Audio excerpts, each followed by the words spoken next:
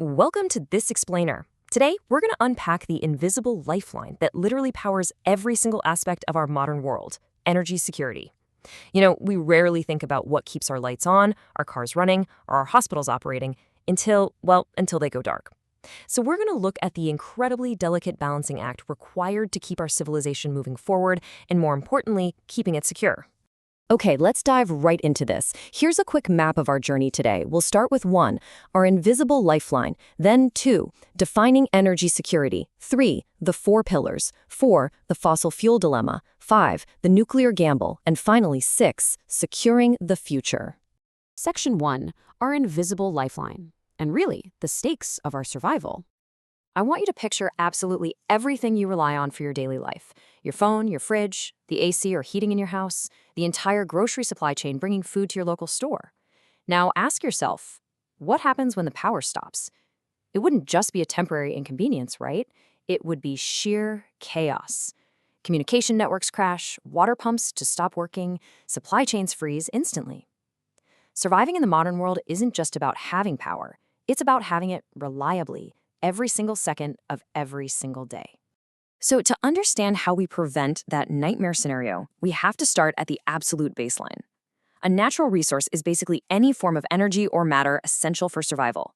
For us humans, we're talking about everyday essentials: the water we drink, the air we breathe, the soil that grows our food, the minerals we mine, and the forest we rely on. They are the core building blocks for absolutely all of our physiological and socioeconomic needs. But take a look at the stark contrast in how we actually source these building blocks. Renewable resources, things like sunlight, wind, water, geothermal heat, and biomass, they're continuously replenished. Nature literally does the heavy lifting for us. But non-renewable resources, like fossil fuels and uranium, they require massive human intervention to extract, and they take millions of years to form.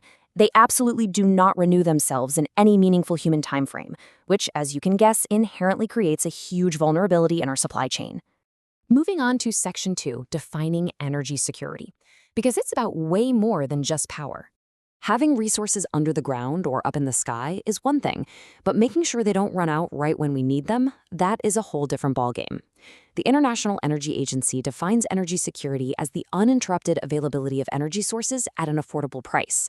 That word right there, uninterrupted, is everything. It's the shield. It's what protects nations from devastating risks like sudden supply disruptions caused by natural disasters or wars.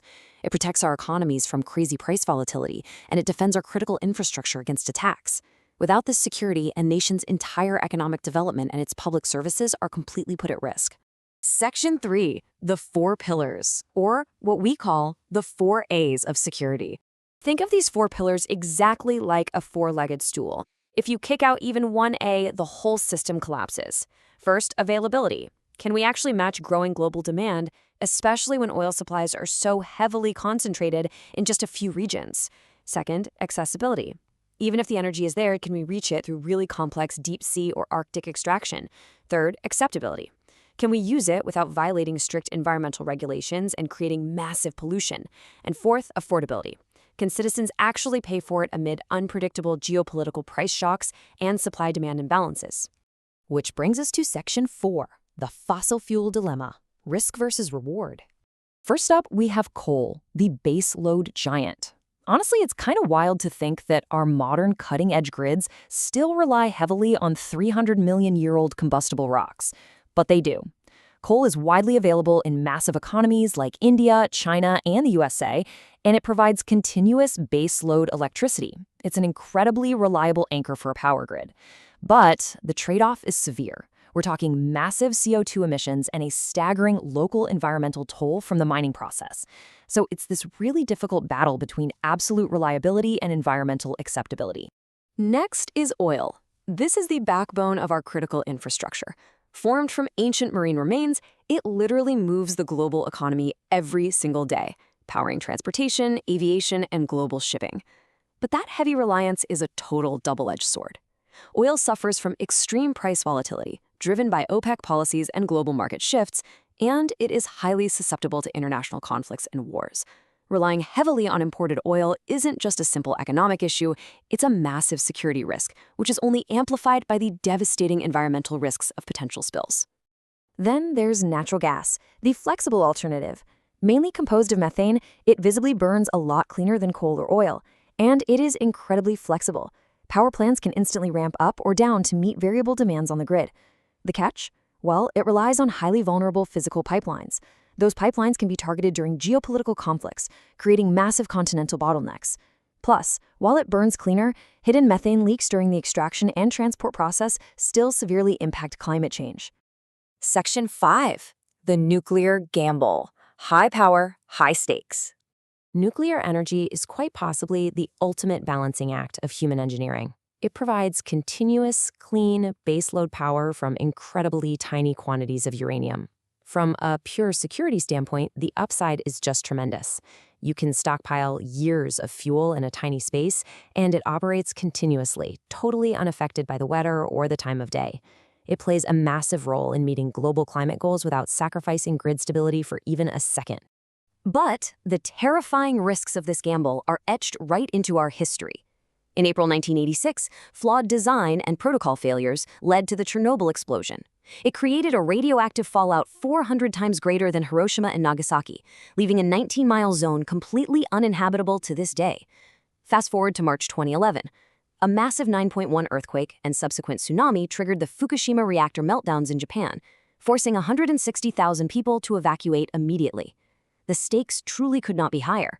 That is exactly why when Japan finally began cautiously restarting some reactors in 2015, it was only after implementing the most stringent new safety measures imaginable.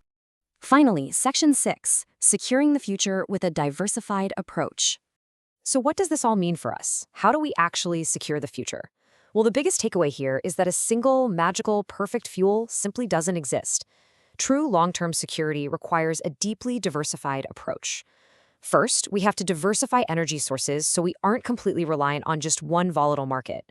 Second, aggressively invest in domestic renewables like solar, wind, hydro, geothermal, and biomass to build sustainable local capacity.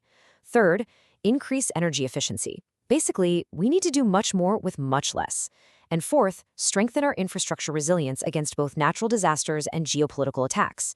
It's a delicate, absolutely essential balance of traditional power and modern tech. Which brings us to a final thought I want to leave you with. How secure is the energy powering your life right now? Look at your own nation's 4 pillars. Are those sources available, accessible, acceptable, and affordable? Our entire modern lives literally hang on this invisible lifeline. Thank you so much for joining me for this explainer, and I really hope you walk away today with a completely new perspective on what it actually takes to keep our world running.